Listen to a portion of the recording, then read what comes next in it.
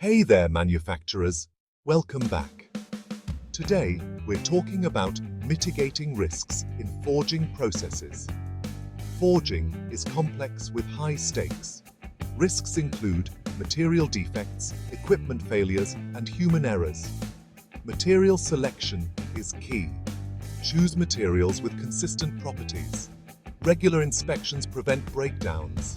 Monitor critical parameters like temperature and pressure. Train operators and use safety gear. Use ultrasonic testing to detect flaws. Follow these steps to reduce risks. Thanks for watching. Thanks for